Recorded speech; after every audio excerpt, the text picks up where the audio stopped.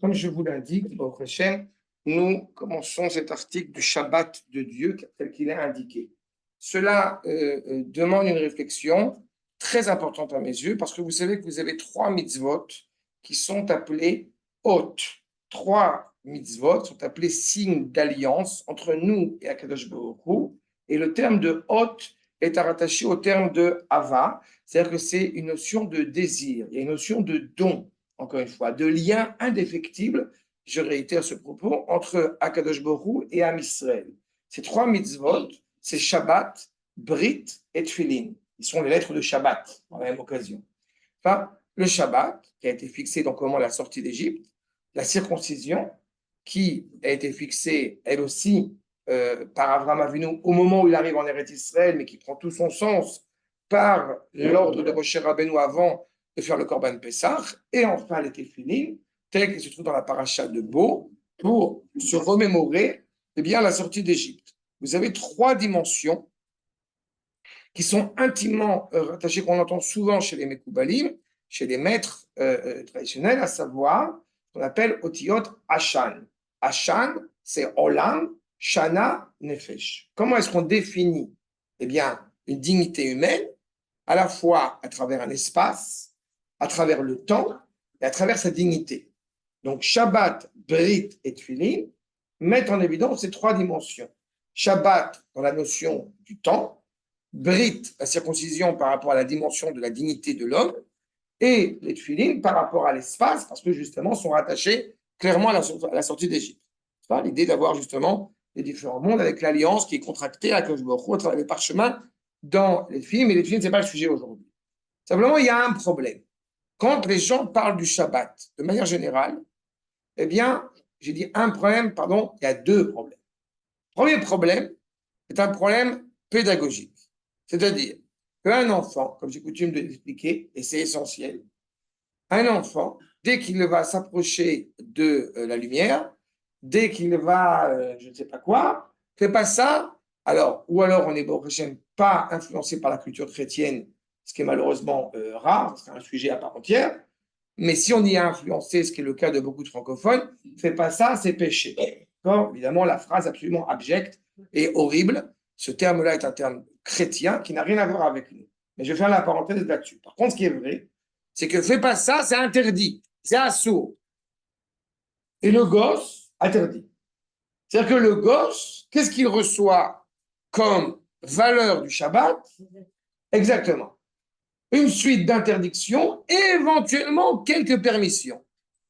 On lui a mis le beau costume pour Shabbat, surtout depuis l'entrée de Shabbat jusqu'à la fin de Shabbat, tu ne bouges pas un sourcil parce que tu vas salir le costume. Donc le bébé, le gosse, l'enfant souffre terriblement. Pour ma part, je défends la thèse, et c'est ce qui a été le cas pour mes enfants, Shabbat, il n'y a rien d'interdit. Ça n'existe pas. Ça veut dire quoi? Il n'y a pas d'interdit. Assurez-vous, je ne suis pas réformé, c'est pas la question.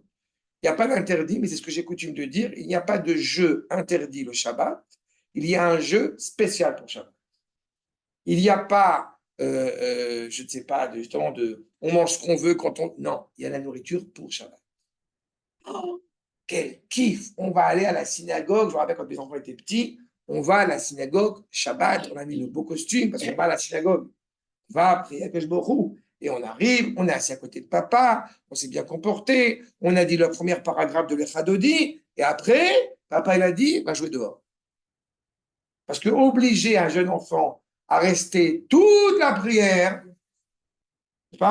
c'est cruel. D'accord? Je dis, ça dépend à quel âge.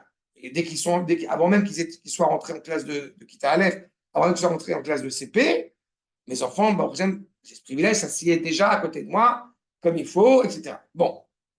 Et ça, c'est la première problématique. Et la deuxième problématique, qui est souvent soulevée, c'est que, pourquoi on fait Shabbat?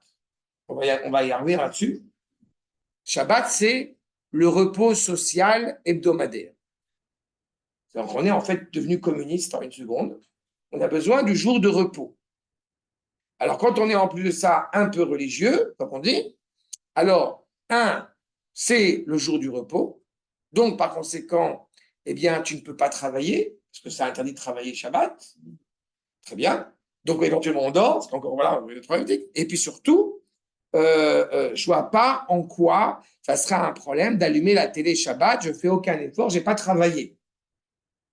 Il n'y a pas écrit dans la Torah qu'on ne peut pas utiliser la télévision Shabbat. Pas on ne peut pas jouer au foot, on ne peut pas jouer au baby, au snooker, comment on dit snooker, non, le billard. Shabbat, c'est le jour du repos. Je fais aucun effort, je me suis reposé, je kiffe, je vais à la plage, c'est Shabbat. Donc, premier problème. J'oserais appeler ça plutôt le jour de la rupture. Attends, je ne vais pas dire encore ce que je pense. Là, je soulève le problème sociologique qui existe. Mais on va y arriver à ça. Et ce n'est pas vraiment la rupture, c'est plus le jour de l'harmonie que le jour de la rupture. La rupture, elle est avant. Mais on va en parler. Et je soulève la problématique sociologique. Donc, c'est le jour du travail.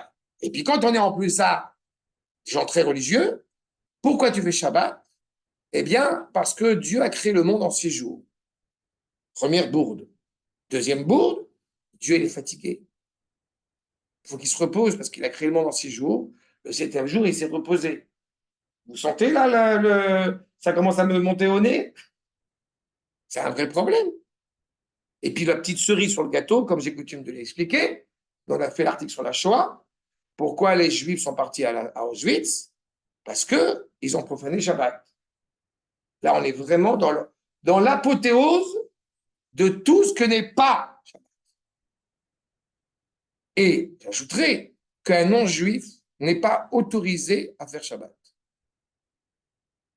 Déjà, le fait de parler d'un repos social ou d'un repos hebdomadaire n'aurait pas lieu d'être, puisqu'a priori, dans ce cas-là, on pourrait tout à fait, tout le monde pourrait se reposer le 7e jour sans poser de problème.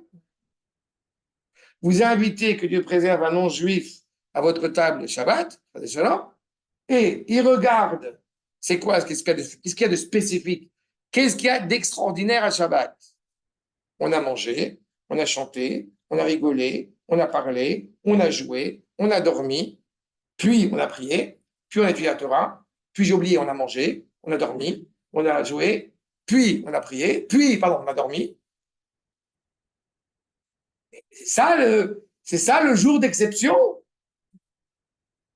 On nous raconte dans le Midrash qu'il y a un condiment spécial de Shabbat. Vous mangez la dafina, la loubia, le chamin, appelez ça comme vous voulez. Vous mangez ça le Shabbat et vous mangez ça pendant la semaine, ça n'a pas le même goût. Vous faites la sieste, la petite sieste d'1 heure l'après-midi de Shabbat et vous dormez en pleine semaine, ça n'a pas le même goût. Il y a quelque chose de spécial. Achat. Sur ces entrefaits, commençons. La Bible attribue à Hachem lui-même, à Dieu lui-même, en tant que créateur, la conduite et le comportement du Shabbat. Cela implique des thèmes divers et des catégories différentes qu'il convient d'analyser en se fondant sur la langue hébraïque et la mentalité biblique. C'est un concept que je suis toujours, qui me tient à cœur à chaque fois d'expliquer. On peut parler en français, mais on doit avoir une mentalité hébraïque pour comprendre la Torah. Parce que si on parle, même si on peut que Dieu préserve, on parle en hébreu et on a une mentalité française, on n'a rien compris. Mais si on parle en français et qu'on comprend la Torah sous cette modalité, excusez-moi du terme, cette modalité chrétienne, alors automatiquement, nous sommes dans un concept qui est totalement étranger à la mentalité biblique. C'est-à-dire qu'il faut bien l'entendre. Vous avez une mitzvah, comme on dit, de chômer Shabbat. Mais nous avons une mitzvah aussi de travailler les 6 jours de la semaine. 5, 6, 20 ans. Et ça va dans les deux sens. Pourquoi la question, je le disais à propos, du repos n'est pas une vraie problématique et n'est pas suffisamment exacte?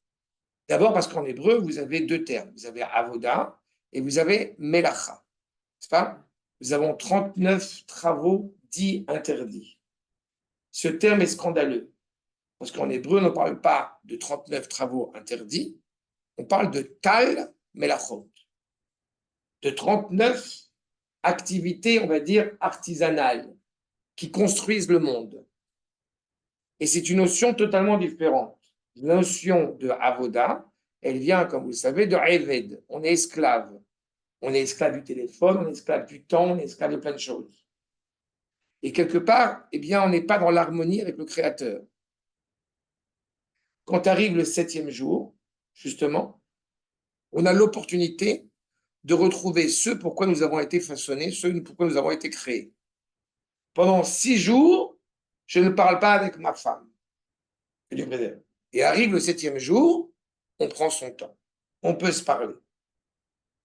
Le rapport entre Akadosh Baruch Hu et Am Israël, toujours pareil, est dans cette même cohérence. C'est le terme de Melacha. Melacha, je rappelle, ça vient de Malach. C'est un ange tutélaire. Nous ne sommes pas là pour rien, nous avons une mission à accomplir. La mission à accomplir, c'est de pouvoir permettre à la créature de résider avec le Créateur dans le même monde. Il est toujours bon de se rappeler que pour le philosophe, le problème, c'est l'homme. Pour le théologue, le problème, c'est Dieu. Pour le juif, c'est ni l'homme, ni Dieu.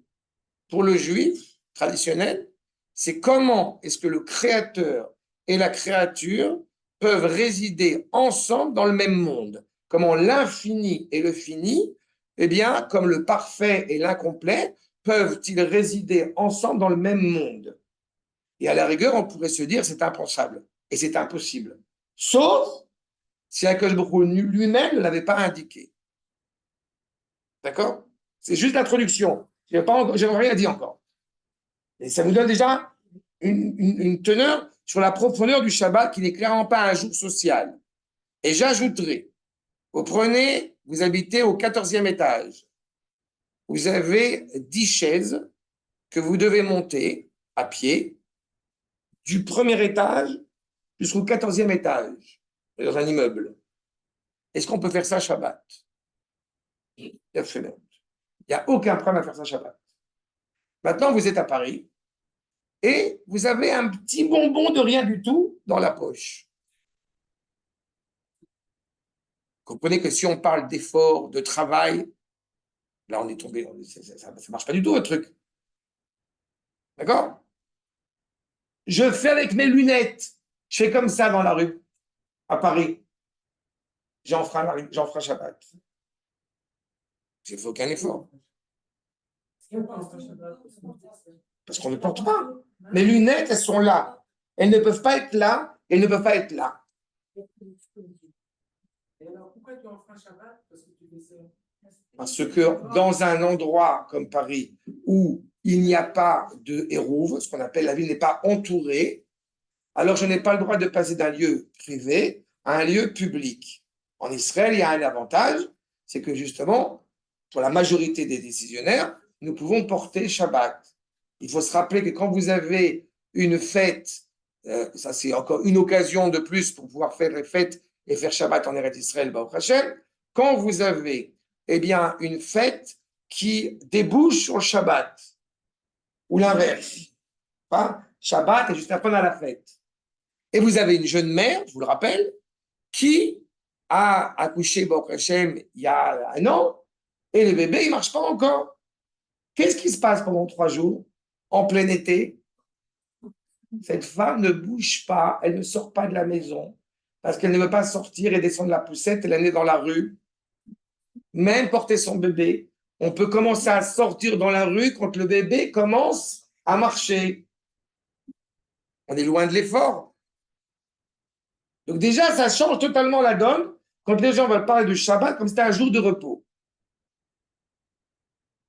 Tom. Donc, encore une fois, mentalité hébraïque, avec leur façon propre de comprendre, leur structure spécifique de pensée.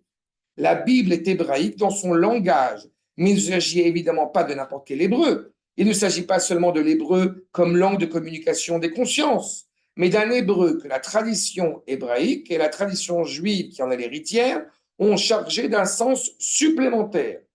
Un hébreu tel que Dieu le comprend lorsqu'il parle. Et quand Akadosh Baruch Hu parle, il sait exactement ce qu'il dit.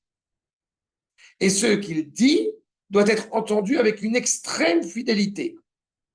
C'est-à-dire que Akadosh Baruch Hu va dire à Moshe, le fidèle élève, n'est-ce pas, d'Akadosh Baruch Hu, Vaidaber Hashem El Moshe, les morts.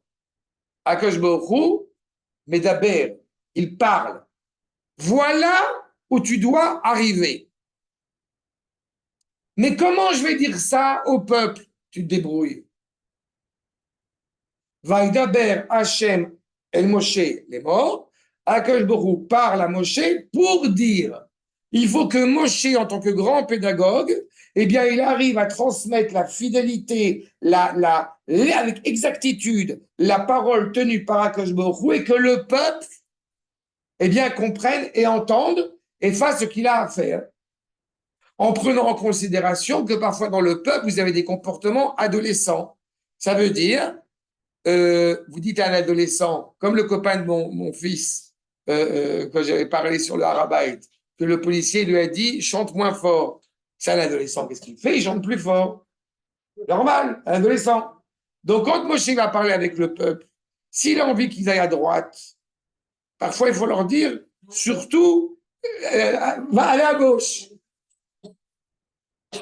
Il y a toute une démarche pédagogique par rapport à cela. Et c'est ça, la manière dont Akash Baruch Hu parle est telle que la conscience hébraïque l'entendait, puisque c'est à elle que cette révélation a été donnée. Quand Akash Baruch Hu, il nous donne les 10 paroles données par la suite par Moshe Rabbeinu, puisque nous n'avons entendu que la première parole, il n'empêche que le 5e commandement, c'est Shabbat. La 5e parole, c'est Shabbat. Vous comprenez quelque chose qui va vous faire sauter au plafond. Assassiner quelqu'un est bien plus tard dans l'ordre des 10 paroles. Ça veut dire, alors on peut accepter le fait que les 10 paroles ont été données tout en même temps, mais ça signifie surtout qu'en aucune manière, j'accepte l'idée de dire que Shabbat ne serait pas aussi dramatique que le meurtre, mais il n'est certainement pas moins dramatique que le meurtre, puisqu'il apparaît encore une fois, dans cette épine dorsale de toute la Torah. Et a priori, on peut se dire, mais assassiner quelqu'un, c'est quand même plus grave que Shabbat. C'est la preuve qu'une personne qui parle comme ça ne comprend pas le sens du Shabbat. Et j'insiste, religieux dit religieux comme pas religieux. Les gens qui pendant tout le Shabbat, comme j'ai coutume d'expliquer, eh bien, vont avoir leur montre. Bon, quand est-ce que c'est fini? Vous avez rien compris au Shabbat. Il y a les pionniers, les puristes qui ont la cigarette, vous savez, dans la poche, en arrivant à Arvit, hop, la cigarette. Tout de suite, pas perdre de temps. C'est dommage. Je comprends. Vraiment, très honnêtement, je suis tout à fait miséricordieux. Ils ont les pauvres, ils sont tellement drogués à la cigarette que c'est difficile pour eux tout un Shabbat de ne pas fumer. J'accepte. Vraiment, j'accepte. Mais vous n'avez pas saisi la valeur du Shabbat.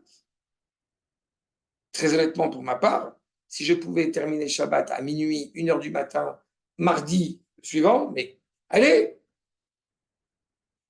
Vous avez parlé du téléphone. Combien je suis fan de ce que vous dites. Le téléphone, quand, Baruch Hashem, Shabbat, un Shabbat tout entier, il n'y a pas de WhatsApp. Il n'y a pas de message WhatsApp pendant tout un Shabbat. Psst.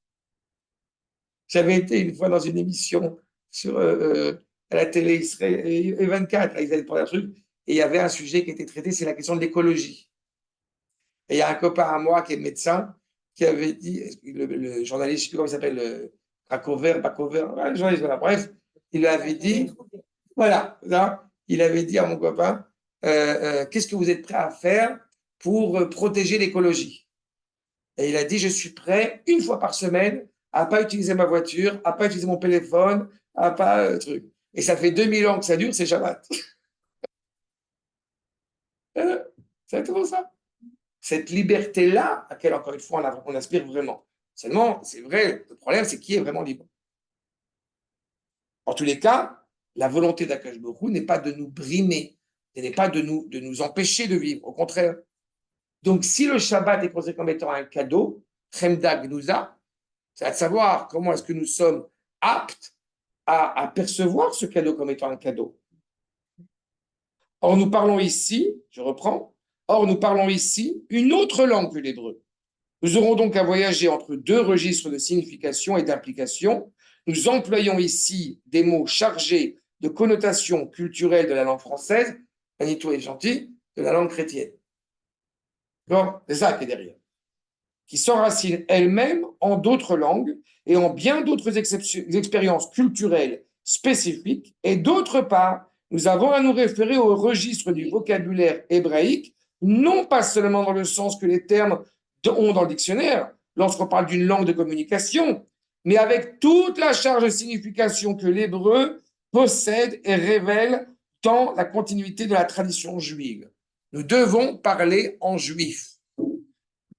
Et Dieu sait combien c'est difficile. Bon, je me permets d'attirer votre attention en vous signifiant que, entre parenthèses, je connais très peu de maîtres francophones, j'ai envie de dire, qui parlent en hébreu en s'exprimant en français. J'ai connu les enseignements de Manitou. Il y a M. Benjamin Gross, à la Bachalor. Il y a M. André Neher. Et j'en viens presque, c'est tout. Il n'y en a pas tant que ça. Où il n'y a pas quelque chose qui sent chrétien quand ils font un commentaire de Torah. C'est ça qu'il est en train de dire. Le Shabbat est un jour spécifique à la nation hébraïque. Et il faut le comprendre comme tel. Pas autre chose. Certains vont dire, voilà, vous avez le 7e jour, nous on a le dimanche, eux ils ont le vendredi. C'est pareil. Mais c'est dénaturer le sens profond du Shabbat. Tous les matins, quand nous faisons la prière, nous rappelons dans le Mizmor, c'est le premier jour de Shabbat, le deuxième jour de Shabbat. Tout commence à Shabbat, tout finit à Shabbat. Tout part de Shabbat. Shabbat n'est pas le dernier jour de la semaine. Shabbat, c'est le 7e jour de la semaine. Dimanche, c'est le 8e jour de la semaine. Et vendredi est le 6e jour de la semaine. C'est une notion, là encore, qu'il faudra comprendre selon le prisme chrétien, musulman et juif, ce qu'ils impliquent en la valeur même, le sens même du temps. Reprenons. D'antan, je fais pas des digressions, mais je vous donne un peu pour qu'on puisse suivre un peu, parce que le texte est dense. Le Shabbat est une alliance, brit, et un signe, hôte. Rares sont les commandements de la Torah qui ont le privilège d'être nommés alliance ou signe d'alliance. Entre qui et avec quel objectif? Signe de quoi? Un siman. Il y avait un rave allemand, pas un rave allemand, qui avait dit quelque chose qui m'a profondément gêné, les mitzvot, des symboles. Je suis absolument contre ça. En hébreu, ça s'appelle semel, et semel et siman sont deux notions totalement différentes. Le semel, le symbole, c'est extérieur. Le siman, c'est un signe. Quand vous êtes un jour de fête, le jour de fête prend son sens par l'intermédiaire d'Israël. Mais Kadesh Israël, Ve'azemani. Mais Shabbat, c'est Akash Baruch Hu, mais Kadesh la Shabbat. Il a une valeur absolue en tant que tel. Donc c'est un signe. Un signe de quoi, comme dit Manitou? De quoi on se rappelle quand on fait Shabbat? Pourquoi le Shabbat est si important que ça?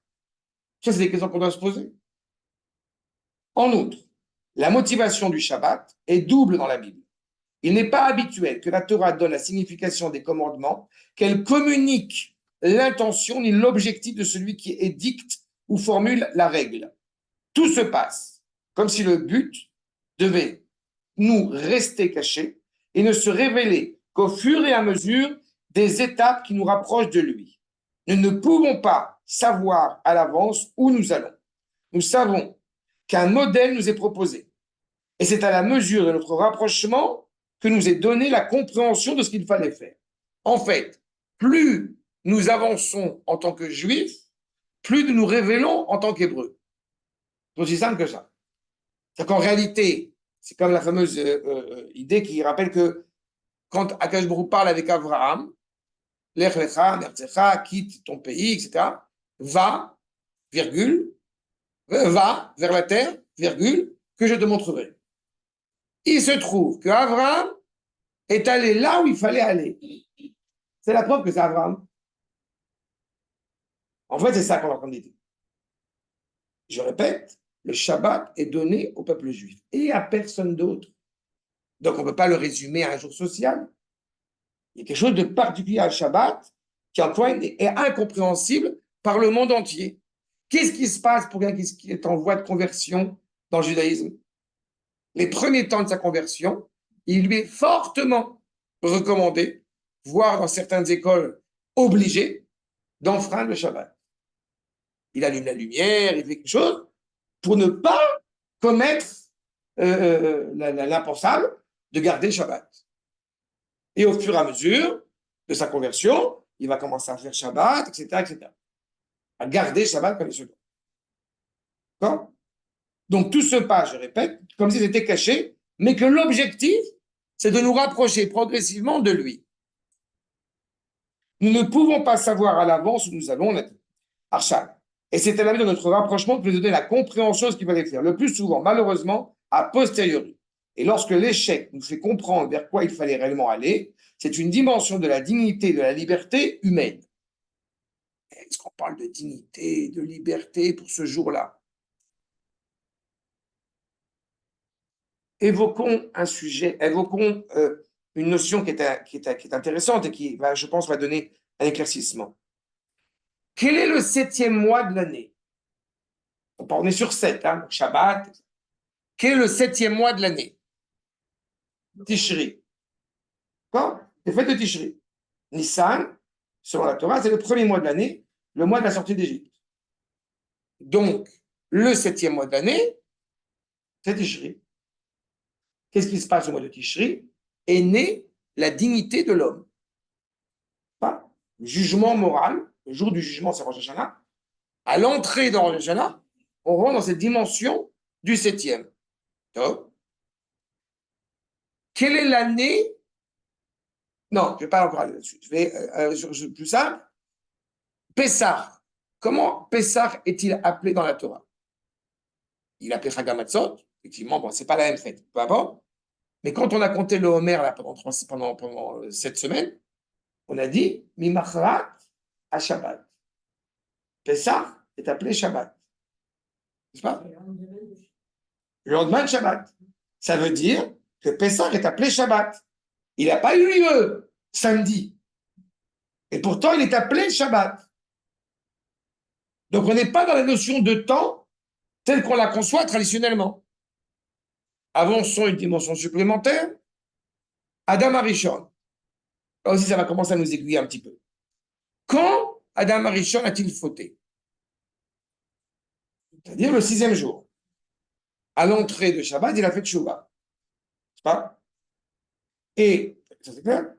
Mizmor Shel Yom HaShabbat, le Midrash dit, quand est-ce que ce Mizmor Shir le Yom HaShabbat, qu'on chante Shabbat, il a été chanté par Adam Arishon. Comme il a fait Teshuvah, donc il chante au prochain le bonheur du Shabbat. C'est quoi la notion du temps? Parce que si tu parles qu'il a fauté vendredi et qu'il a fait toute la série, ça veut dire que si on parle des pâtes qui peuvent durer 1000 ans, c'est difficile de. Donc tu comprends que la notion de Shabbat n'est pas une notion de temps, mais une notion de dimension. Quand Sheva Shabbatot Temimot Yena. On dit Shabbat, on parle de semaine. 7 Shabbatot, 7 semaines, quand on a compté le romain. Donc on n'est pas dans une notion de jour, on est surtout dans une notion de dimension. Tu rentres dans Shabbat, tu rentres dans une autre dimension. D'ailleurs, à l'entrée de Shabbat, tu fais un kiddush. À la fin de Shabbat, tu fais un kiddush. C'est pas? La Havdalah. Kiddush, j'en avais déjà expliqué, c'est la distinction entre une dimension et une autre. Quand on rentre dans Shabbat, on rentre ailleurs. Pas? Maintenant, j'ajoute que le 7e jour, Adam Arishon a fait Teshuvah. Et qu'est-ce qui se passe le 8e jour? Le 8e jour, il n'y a plus de faute. On est au summum, on est hors nature. Comme vous savez, la circoncision, elle est le 8e jour. L'inauguration du Mishkan, Parashat Shmini, son nom l'indique, c'est le 8e jour. On rentre dans une autre dimension. Shavuot, c'est le 8e jour. 7 fois 7 plus 1, 50. 7 fois 7 plus 1, 8e jour. On est dans un jour qui transcende, où on n'a plus cette notion seulement d'harmonie évoquée le 7e jour, la 7e dimension, on est au-delà de ça. Maintenant, Comprenez là où je vais. Les musulmans, que font-ils? Je le dis dès à présent et on va le voir après. Les musulmans, que font-ils? Le jour qui est sanctifié, c'est le 6e jour. Il n'y a pas de place pour la teshuva. Il n'y a pas de place pour l'harmonie. Tu as volé, je te coupe la main. 6e jour. Que font les chrétiens? Comme vous savez, il n'y a plus de faute. Il n'y a plus de péché. C'est fini. Va dire Paul. Non, c'est pas Paul. Si. Épître aux Romains. Va dire Paul, dans l'Épître aux Romains, mieux, c'est la loi qui amène au péché. Supprimons la loi, il n'y aura plus de péché. Bon, c'est le Nouveau Testament.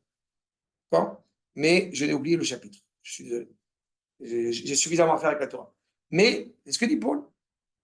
Il n'y a plus de loi, plus de péché. D'ailleurs, vous voyez, depuis 2000 ans, Baruch Hashem, dans la chrétienté, il n'y a pas de péché, tout va bien, il n'y a pas de guerre. Quelle harmonie, quelle sérénité. Il a fait. Il vit dans le 8e jour, le dimanche. La tradition hébraïque, elle prend comme postulat l'harmonie entre le créateur et la créature. C'est ça l'objectif.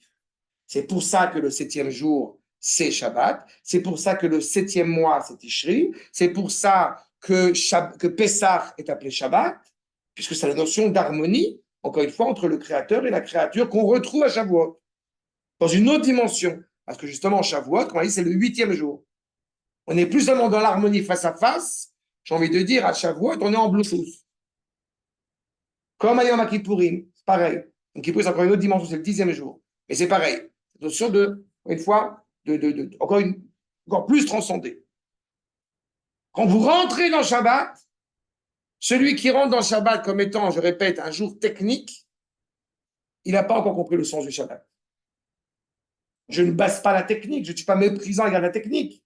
Mais cette semaine, j'ai eu un couple qui m'a demandé des conseils sur l'éducation, etc., par rapport aux enfants, que leur leur fils, peu importe, qui est petit, ils ont l'habitude ils ont tendance à vouloir allumer la lumière en plein milieu de Shabbat.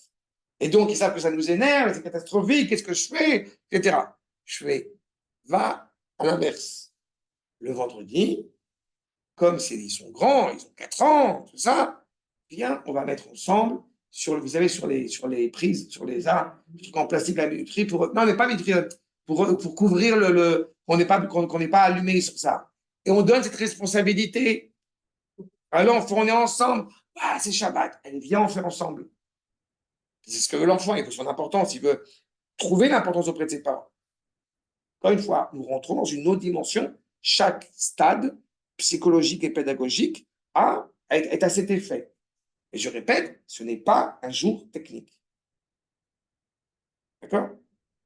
La Torah décrit minutieusement, dans la loi écrite et dans la loi orale, les conduites qu'a élaborées l'expérience de la relation entre Dieu et l'homme à travers Israël et à travers l'histoire de notre tradition. Mais elle n'a pas pris l'habitude de dire la signification, ni le projet, ni le but à atteindre. Nous allons cependant, compte tenu du fait que nous savons que cette science des moyens existe et qu'elle est fort élaborée, tenter de comprendre, ou tout au moins, de décrire le but de Shabbat, la motivation du Shabbat, pourquoi tout cela, et comment relier cette catégorie spécifique de la tradition hébraïque et juive à l'ensemble de la cohérence biblique, qui fait que le Shabbat, la circoncision et les tefilin ont une telle valeur, ont une telle intensité. S'il s'agit de réaliser la volonté d'Akadosh Baruch Hu, il apparaît immédiatement qu'il ne s'agit pas d'une simple religion de discipline rituelle, mais que le Créateur a un projet qui a commencé à être deviné au niveau de l'identité hébraïque. Et les projets, encore il est très précis au niveau des mots, il est deviné au niveau de l'identité hébraïque. C'est-à-dire, qu'est-ce que va faire le peuple juif? Il va révéler le projet de Dieu à travers Shabbat. D'accord? Puisque Shabbat est prévu, j'ai envie de dire, avant même la création. Et les prophètes hébreux l'ont vu plus clairement que d'autres hommes, comme s'il était du privilège et de la prérogative de l'identité hébraïque, d'où l'alliance entre Dieu et Israël, d'avoir la capacité de redeviner au niveau de l'homme ce qui était le projet de Dieu lorsqu'il a voulu créer l'homme. Pourquoi Hachem a-t-il créé le monde? Vous avez une réponse chassidique et une réponse, comme on dit, lituanienne. La réponse chassidique, parce que Akadosh Baruch Hu, il aime la créature. Il voulait donner, il voulait aimer la créature. La réponse lituanienne, car ainsi est sa volonté. Réponse koukienne, parce que sa volonté, c'est d'être en Bluetooth avec la créature. Enfin, c'est réponse koukienne, mais à la sauce bénita. C'est ça. Le lien affectueux entre le créateur et la créature. Cette alliance. Brit. Achat. Et tout cela a été caché à l'origine, de telle sorte que nous ayons le mérite de le redécouvrir et de le réaliser par nous-mêmes. Pourquoi caché à l'origine? Parce qu'en réalité, la grandeur d'Akadosh Baruch Hu, on y voit aussi son humilité. Akadosh Baruch Hu ne rentre que là où on le laisse rentrer. Donc, on ne peut pas forcer une femme à nous aimer. Mais en revanche, eh bien, on va la séduire, on va essayer de faire en sorte qu'elle nous aime, qu'elle a envie de nous aimer. Et pour ça, il y a un lien intrinsèque dès le départ. C'est pas Chas Shalom, je vais mettre une claque dans la tête de ma femme et après je vais apporter des fleurs. Non, ça marche pas. Bon, d'abord, on amène des fleurs, après on... C'est ça. L'amour, encore une fois, ne peut pas être motivé s'il n'y a pas déjà un lien qui s'est créé entre les deux. Donc, il fallait mettre en place cette créature d'Israël pour lui permettre d'avoir ce lien avec le Créateur, donc le Shabbat. Maintenant, n'oubliez pas un détail.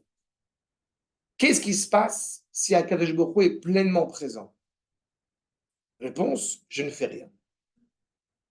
Et si je suis pleinement présent, alors Akadosh Baruch Hu n'a pas sa place. Donc, il faut une option. L'option que propose Akadosh Baruch Hu, c'est que pendant les 6 jours, je me mets en retrait. Comme ça, tu peux être partenaire réellement avec moi et parfaire le monde. Mais le danger, c'est qu'on aime tellement notre travail que ça devient un travail au sens de tribalium, c'est l'esclavage, n'est-ce pas? Donc, ça devient en réalité, eh bien, une dépendance à cet orgueil humain. Et donc arrive le Shabbat, je suis tellement esclave de ce que je fais de mon téléphone, notamment, que je n'arrive pas à m'en libérer. En fait, l'objectif des 6 jours de la semaine, comme je l'ai indiqué, c'est d'arriver au Shabbat. Pour retrouver cette cohérence, pour retrouver cette harmonie, pour retrouver encore une fois ce lien indubitable entre nous et le Créateur. Maintenant, je vous dis tout de suite, du coup, pourquoi Shabbat, on mange? Pourquoi on rigole? Pourquoi on dort? Non, on devrait jeûner. On est des religieux, on est spirituels. Alors, alors mange du pain et de l'eau. La révolution, j'ai envie de dire, que va faire Akadosh Baruch Hu en évoquant ce Shabbat, c'est de nous faire comprendre en réalité que tout l'objectif du Créateur en se révélant au sein de la créature, c'est au sein de la créature avec tous ses plaisirs, ses besoins, ses désirs essentiels. C'est-à-dire que, comme je l'ai indiqué, le repas du Shabbat prend une autre forme, Et entre parenthèses, dans la même cohérence. Quand on va chanter Shabbat, si on est en train de dire, bon, on n'a pas encore chanté Shabbat, il faut chanter, on a loupé quelque chose. Dira le Rav Neria notamment, le Rav Neria à la Shalom, qu'en fait, qu'on chante Shabbat, c'est censé être l'expression du ressenti, du sentiment que nous avons. On est tellement heureux qu'on fredonne, qu'on chante, on est serein, c'est cette recherche-là. Vous savez que pour ma part, une fois, quelqu'un m'a dit d'ailleurs que je parlais du fait de jouer Shabbat avec ses enfants, un jeu de société, un jeu de bois. Et il me dit, mais je croyais que c'était un problème de jouer Shabbat. Alors je lui dis, écoute, eh ben, ne joue pas. Moi, je joue. Parce qu'en réalité, ce qui m'importe, c'est pas tellement le jeu, c'est la rencontre avec la famille, avec les enfants. Le jeu de société, comme son nom l'indique d'ailleurs. C'est ça l'objectif. Pas et c'est cette rencontre-là à laquelle nous faisons référence. Cette idée de rencontrer Akash Borou à travers ma vie, pas contre ma vie, qui n'est pas seulement la mienne. Exactement. Nous sommes les héritiers, je reprends, d'une très longue histoire et d'une très longue expérience. Il est évident que l'objectif n'est pas encore atteint, etc. Que l'objectif n'est pas encore atteint, nous serions déjà dans les temps messianiques. Mais tout se passe comme si effectivement cette préscience, ce pressentiment de ce que Dieu voulait, a travaillé l'être juif, et a posteriori, nous pouvons rendre hommage à ceux qui ont commencé, ce que nous appelons les pères. Nous avons beaucoup moins de mérite que les pères, parce que les pères ne savaient pas quand ils ont commencé où il fallait se diriger. Quand ils parlent des pères, ils parlent des Havot, Abraham, Isaac et Jacob. Ils ont rejeté cette promesse de l'alliance sans voir la réalisation de cette promesse. Nous le voyons aujourd'hui. Et honnêtement, bon, je sais qu'une partie d'entre vous, bon, elle est retraitée, alors je ne sais pas à quel point elle le pressent, mais vraiment, le Shabbat, c'est quand même un bonheur inconsidérable. C'est pas seulement le week-end, parce que parfois, il m'est arrivé d'être même plus fatigué le Shabbat que la semaine, parce que je travaille, parce que je vais enseigner, parce que bon, j'aime. Mais il y a une sorte d'énergie qu'on puise de Shabbat. Dieu n'avait pas dit à Abraham où il fallait aller. Il lui a dit, va. Et si tu arrives au rendez-vous, c'est là-bas que je me révélerai à toi. Le texte ne dit pas, va vers la terre que je te montre maintenant, mais arrivé là-bas, tu sauras où il faut arriver. Comment je l'ai indiqué tout à l'heure, comme tu arrives au bon endroit, c'est la preuve que tu es vraiment Abraham. N'est-ce pas? Vous vous rappelez que quand il y a dans les premières paroles de la création, Ele toldot hashamaim va'aretz beibaram, 2 fois dans tout le Tanakh, vous avez le mot toldot complet, c'est-à-dire taf, vav, lamed, dalet, vav, taf. En tout et pour tout, le mot toldot, les engendrements, n'est-ce pas, apparaît 13 fois dans tout le Tanakh. Je ne vais pas m'étendre là-dessus, mais il faudrait faire un cours de 3 heures là-dessus. Mais ce qui est important, c'est que 2 fois, il apparaît complet. Une fois dans le verset que je viens de citer, la deuxième fois à l'avènement de David Améler à la fin de la Megillat Ruth qu'on a lu à Shavuot. Quand on dit El Toldot Hashamayim Va'aretz Bei Baram, dans la Torah elle-même, vous avez un Hey qui est plus grand. C'est-à-dire qu'en réalité, on veut ici nous donner un indice de quelque chose qui est essentiel. Les engendrements des cieux et de la terre, B Ibaram. Pourquoi B Ibaram? Quand ils ont été créés, sauf que B, on sait ce que ça veut dire. B Reshit, B Rachel. Yaakov Avinu, il a travaillé 7 ans pour pouvoir se marier avec Rachel. B Bishvil, Avour. B Reshit, le monde a été créé pour ce qui est appelé Reshit, donc Israël. Les engendrements des cieux et de la terre, B Ibaram. B Ibaram, c'est des lettres de quoi? De Abraham. Pour Abraham, tout le sens des cieux et de la terre, c'est pour que celui qui est dignement appelé Adam sur terre, eh bien, mette en valeur ce lien indéfectible entre le haut et le bas, et entre le bas et le haut. Si on avait jeûné Shabbat, on est en train de dire que le couscous n'a rien à voir avec Shabbat. Par contre, si on ne mange que le couscous Shabbat et qu'on fait rien d'autre, ou qu'on dort tout le Shabbat, on est en train de dire en réalité que Shabbat, c'est le jour du repos, je fais rien, je dors. On a loupé son Shabbat. Pas ilchatiquement parlant, que Dieu préserve. Mais on a loupé son Shabbat, on n'a pas saisi la valeur même du Shabbat. C'est pour ça qu'il dit, va vers la terre que je te montrerai, que quand tu arriveras, quand tu seras digne de celui que j'attends. Ce verset nous fait comprendre qu'ont été le rythme de l'élan et de l'histoire d'Israël et de la très longue histoire juive. Nous savons un peu mieux que nos ancêtres où il faut aller, On est là, en plus, en Israël. De ce point de vue, nous avons beaucoup moins de mérite que nos pères. Mais du point de vue de l'existence, du point de vue du faire, du devoir faire, ce sont certainement les derniers venus qui ont le plus grand mérite. Comme il est usuel de le dire, nos aïeux sont plus proches du mont Sinaï. Mais nos enfants sont plus proches du Mashiach. Et en un sens, nous sommes tout petits par rapport au commencement, et peut-être sommes-nous très grands par rapport à l'aboutissement, parce qu'on est en train de le vivre. La Torah donne deux motivations au Shabbat. Le premier nous relie à la création du monde, et la deuxième à la sortie d'Égypte. Premier détail, premier épisode, création du monde. Comment je peux parler de la création du monde? J'y étais pas. On ne te demande pas de ça. On te demande d'avoir confiance, qui relève réellement, entre guillemets, du credo, que le monde a été créé. Je vous rappelle, quand même, à titre indicatif, que la première nation au monde, à parler du fait que le monde fut créé, c'est Israël.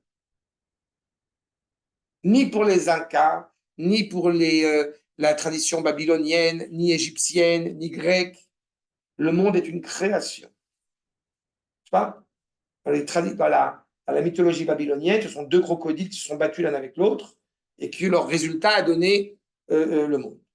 Tradition extrême orientale, c'est un œuf qui a éclos. Bouddha vient de la jambe de l'éléphant blanc, c'est connu. Les Incas, c'est le soleil, c'est pareil. Et Zeus, évidemment, Chronos, machin, toute la guerre entre les dieux. Et Aristote, le premier, va parler d'un monde qui a toujours existé, la cause première. Le premier qui invoque l'idée que le monde a été créé, pas façonné, a été créé, c'est Amisraël. En faisant Shabbat, nous certifions de la création du monde. Et comme je l'ai dit, comment est-ce que nous pouvons témoigner de cette création du monde alors que nous ne l'avons pas vécue? Donc, on ne peut pas témoigner de cela. Comment tu sais que j'ai créé le monde? Réponse, c'est moi qui t'ai sorti d'Égypte. Et sache-le, moi qui t'ai sorti d'Égypte, j'ai aussi créé le monde. Deux témoignages. Création du monde et deuxième, la sortie d'Égypte. La deuxième motivation pose le problème du décrochage de l'ensemble des déterminismes. Le jour du Shabbat, nous sortons d'Égypte. Le monde est déterminé par l'ordre naturel des choses. Réponse, non. Si Akadosh Baruch Hu a décidé qu'il fallait arrêter le soleil pour que tu puisses continuer à massacrer Gaza, pas Gaza, pardon, c'est la guerre de Yoshua, c'est une autre guerre. Mais d'accord? On le fait. Si Akadosh Baruch Hu a décidé qu'il faut ouvrir la mer, on ouvre la mer.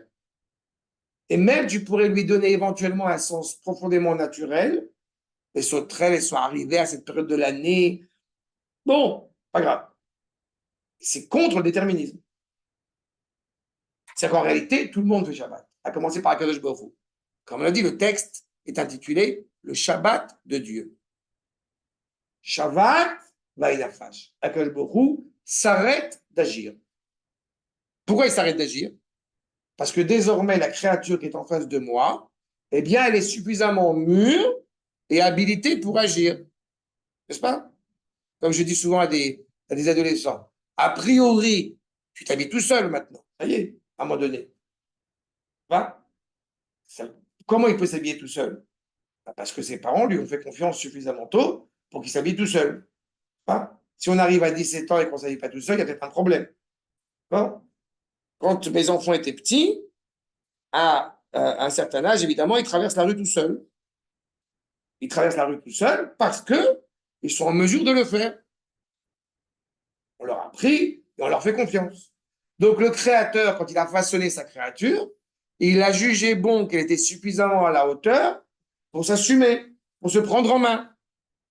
Mais il y a toujours un regard sur la créature, de voir où est-ce qu'il en est, et parfois elle peut se tromper, parfois elle peut trébucher.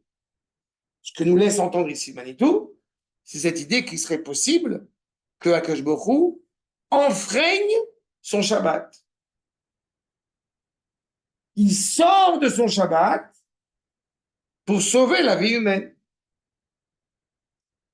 On met les tefilines, Akash Baruch Hu met les tefilines. On mange kasher, Akash Baruch Hu mange kasher. Tout ce que je vous dis, c'est évidemment une image, mais l'idée, elle est perçue dans la halakha. Quand vous faites Shabbat, Baruch Hashem, et quelqu'un que Dieu préserve, je ne sais pas, s'évanouit. On a une mitzvah de faire Shabbat, et on a une mitzvah d'enfreindre Shabbat. Quand j'étais à l'armée, et qu'il y avait changement de garde, vous avez l'appareil, le même coup, ça, le Tokiwoki, quoi. Et changement de Toranout, changement de garde, il faut prévenir que le nouveau garde est arrivé. Shalom, Shabbat Shalom, Achlavat Mishmeret, et tout. Et pourquoi j'ai pris l'appareil? J'ai enfreint Shabbat. C'est une notion fondamentale. À l'échelle plus grande, Akash Baruch Hu, quand il y a un danger pour celui qui est la dignité humaine par excellence, à savoir Israël, d'une certaine manière, Akash Baruch Hu va enfreindre son Shabbat. Parce que tout le projet de la création est remis en cause à ce moment-là. Regardez la suite. Le jour du Shabbat, nous sortons d'Égypte. Nous avons vécu l'expérience de l'aliénation. L'être que Dieu a voulu créer libre se trouve englué dans tous les déterminismes naturels et dans le plus terrible d'entre eux, le déterminisme politique. Rabotai, on ne peut rien faire. Le monde entier est contre nous. Nous sommes foutus. Non, va faire Shabbat. Va te rappeler pourquoi tu fais Shabbat. Comme dit l'expression, Jésus-Christ et la caravane passe. C'est vrai. Nos ancêtres hébreux avaient expérimenté quelque chose de pire que l'esclavage de l'esclave, l'esclavage de l'être libre. Comment est-ce qu'on peut être esclave et être libre? Vous avez bien compris, le téléphone qu'on évoquait tout à l'heure. On ne sait plus au nom de quoi on existe. Je prends souvent cette anecdote, cet exemple. Vous mettez un enfant dans un magasin de jouets. D'accord? En 2 secondes, il va être hystérique. Attends, vous mettez ce même enfant dans un magasin de jouets et vous lui dites, tu choisis un jouet. Et il est frustré. Mais en réalité, il est beaucoup plus libre. Parce qu'il a une direction. Il sait où il va. Le Shabbat nous donne la direction. Le Shabbat nous empêche d'être esclaves. Justement. Et entre parenthèses, vous avez le Shabbat de la terre, la 7e année, qui elle aussi nous empêche d'être esclaves de la terre. Je n'ai pas dit qu'il fallait annuler, que Dieu préserve notre lien à notre terre, mais nous empêche d'être, encore une fois, rattachés. Parfois, on peut acheter une maison, j'ai un voisin ou deux, peu importe, et je vois, bon, c'est sympathique, tant mieux pour eux si c'est leur vie, mais ils passent leur temps à faire des travaux chez eux. Mais c'est ça, leur vie, c'est ça. Leur vie, c'est ça. Et pourtant, ils ont une belle maison, grâce à Dieu, ils ont la piscine, ils ont la... Non, tous les 6 mois, attends, on va refaire le toit, là. Attends, on va refaire... Oh. Non, mais c'est plus l'entretien à un moment donné. Non, on change la piscine, elle ne me plaît pas. C'est ça. Tu es esclave de... Voilà. Bon, je ne vous dis pas que je suis l'idéal. Nous, notre jardin, il est existant. Mais cette expérience de l'esclavage... Le contraire n'est pas joli non plus. Oui, mais c'est une question de temps. Si on avait le temps, si je vivais de mes rentes, je ferais le jardin. Non, il n'y a aucune chance. Ah, le Shabbat. Cette expérience de l'esclavage, pour l'être libre, nous est donnée comme motivation du Shabbat au niveau du comportement social, du comportement domestique, familial, de la vie de tous les jours. Vous savez que quand on a acheté notre maison, Baruch Hashem, eh ben, on a tourné etc., dans Akko, et un truc qui nous a marqué, que je rappelle, l'agent immobilier nous avait dit, on cherchait une maison avec une salle à manger. Ce qui est logique, quoi, pour une table. Et il m'a dit une phrase terrible. La majorité des gens qui se sont écartés de la Torah n'ont plus cette salle à manger. Pourquoi? Parce que chacun mange dans son coin. Et quand on va faire, et quand il faut faire les fêtes, il y a quand même beaucoup de Juifs qui sont, bon, quand on est traditionnaliste, on va faire les fêtes chez les grands-parents. Donc, on n'a pas de raison d'avoir une table, une grande table de salle à manger.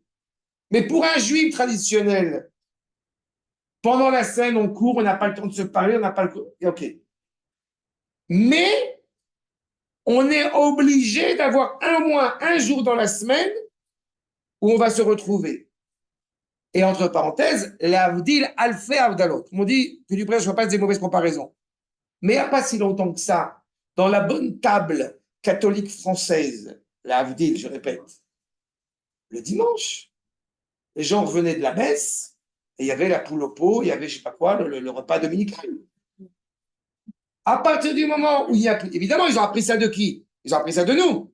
Mais à partir du moment où il n'y a plus cette obligation de ce repas familial, de cette rencontre familiale, eh bien, c'est pas seulement, justement, et que tu préserves, ça devient aux yeux de certains, c'est le fait religieux. Voilà, on fait Shabbat, on est obligé. L'essentiel, il est ailleurs, et il va s'exprimer, il va se transmettre par des mitzvot, des obligations pendant le Shabbat, mais la racine, elle est ailleurs. Puisque l'épine dorsale, encore une fois, de la tradition hébraïque, c'est d'abord et avant tout le foyer, c'est d'abord et avant tout la famille. Donc le Shabbat va être la possibilité d'exprimer cette harmonie en famille. C'est pour ça qu'il a dit le rapport social, le comportement domestique. Dans leur principe, les textes de la liturgie du Shabbat, qui sont d'ailleurs les citations de versets bibliques, disent il y a une alliance du Shabbat entre le Créateur et Israël. Et les enfants d'Israël réaliseront le Shabbat parce qu'il est le signe qu'en 6 jours, Dieu a fait le monde. Bien évidemment, pas 6 jours de 24 heures, c'est un détail, mais c'est une évidence. Et qu'au 7e jour, il a cessé d'agir, d'intervenir comme créateur dans l'histoire du monde. Akadosh Baruch Hu est vécu comme étant celui qui s'investit dans l'histoire et celui qui crée le monde. Elohim, Yud-Kei Vav-Kei. Celui que nous avons rencontré au Har Sinaï, c'est Yud-Kei Vav-Kei, c'est Hachem. C'est celui qui dit, vous m'intéressez, je vous aime, Habibi. Ça, c'est au Har Sinaï. Mais le créateur, c'est une autre dimension. Et en réalité, pour nous, qui sommes conscients de cela, le créateur, comme j'aime à le dire, n'est pas un menuisier. C'est-à-dire que dans la mesure où des nations accepteraient l'idée pendant que le monde a été créé, eh bien, ils acceptent l'idée qu'il y a un menuisier, il a construit la maison et il est parti. Mais puisque nous savons que Hachem ou à Elohim, c'est-à-dire qu'Akadosh Baruch Hu n'est pas d'abord et avant tout un menuisier, comme s'il fallait se reposer, on arrête de travailler, mais il est investi justement par ce rôle de providence à travers l'histoire. Ça veut dire qu'il y a une sorte de ce que j'appelle un cordon ombilical qui est incassable et qui est exprimé par le biais du Shabbat. Non? Vous savez que c'est un truc qui ne se fait plus maintenant, à ma connaissance, mais quand je me rappelle, on était un jeune couple et qu'il y avait de la lessive qui avait été faite, qui a été toute propre, et on avait comme ça, bon, j'aime l'Everest. Vous savez, le contact de l'Everest. Alors, c'est le balagan, comment on va pouvoir se kiffer Shabbat. Alors, c'est ma méthode, hein. C'est notre méthode à nous. On a un grand drap, hop, ça y est, tout est rangé. Parce qu'on ne va pas se prendre la tête pour justement profiter et kiffer le Shabbat. Ça te gêne, mais...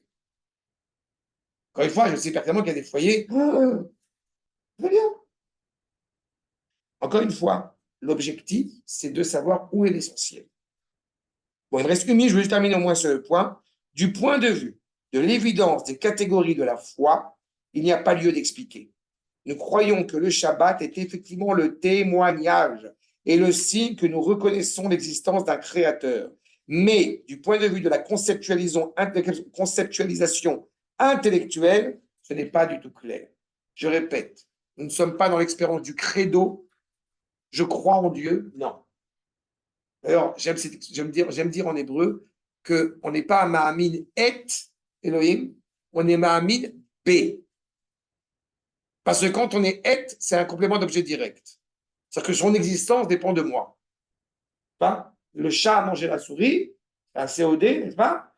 Donc, le chat a mangé, s'il n'y avait pas de souris, il n'aurait pas mangé.